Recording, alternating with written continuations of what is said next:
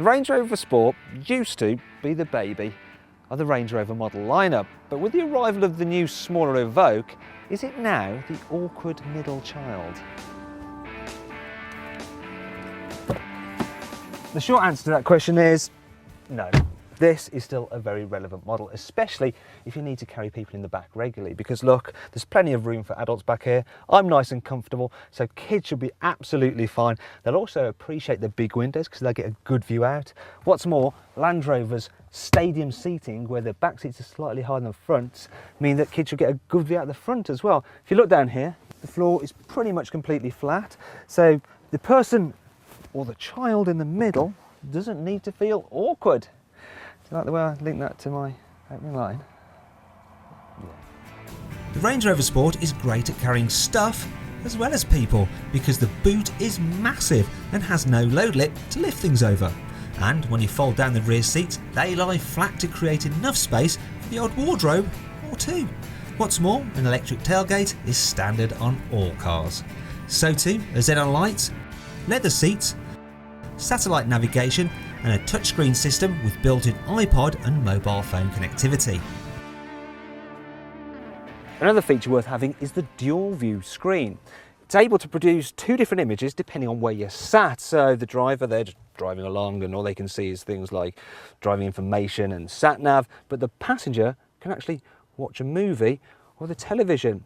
I also like the surround view cameras. There's lots of cameras dotted around the car, so you can pick on an image and enlarge it. There you go, you get a better view then. Or if you go into special views, there's things like trailer view, so you can see what you're towing behind you, make sure it's still attached. There's junction view, which two cameras on the front, which are ideal for when you pull out at a blind junction. You can see what's coming up the road so you don't crash into oncoming traffic. And then another one which is quite handy is curb view, so that you don't curb your alloy wheels. Now I could play with this for hours, but really we should probably get on with the rest of this review. The interior design is distinctly Range Rover, with a luxurious feel and various bits of classy wood trim. Most models also get leather on the dash, which is a nice touch, while storage includes a double glove box and a fridge to keep your drinks cool.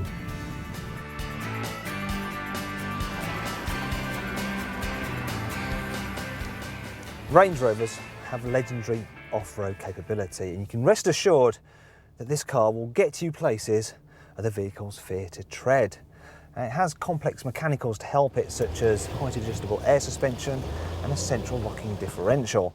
And really overall, it will run rings around its competitors in the rough stuff. The good news is though, that you don't have to be an off-roading expert to get the most out of it, because you can control everything electronically depending on what surface you're travelling on. So by pressing this button here, I can choose for mudded ruts, maybe go for sand dunes or even rocks. And really, I have to say, what I'm doing in this car at the moment is child's play for it. It's almost pointless, so let's head back onto road.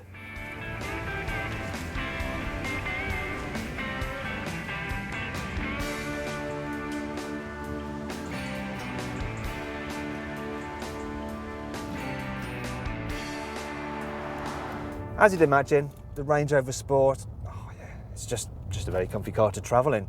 It's also very quiet, even at speed, because a good soundproofing means you don't get much wind noise entering the cabin, despite the fact this thing is about as aerodynamic as Buckingham Palace. And that brings me on to the fact that you do actually feel like royalty driving this thing. You sit high, so you can look down on your subjects and maybe give them a little bit of a wave. And the seats, well, they're like thrones. However, it does feel more sporty than the normal Range Rover because you don't so much sit on this car as more in it because of the way the cockpit wraps around you.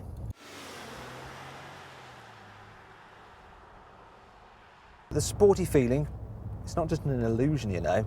It is generally better handling than its bigger brother because it's got slightly firmer suspension setup, and there is a minor trade-off in ride quality, but it's nothing to worry about at all. And when you put the terrain response system in dynamic mode, it actually stiffens up the air suspension somewhat and makes the steering feel more weighty. And this thing goes around corners surprisingly well for such a tall vehicle.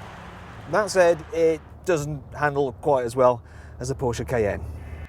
Another problem are the engines. The 5-litre supercharged V8 is rapid but very, very thirsty. And while the 3-litre diesel is good and works well with the smooth automatic gearbox, the diesels in the BMW X5 are both more powerful and more efficient, while the Range Rover Sport's reliability record can't match the Lexus RX's.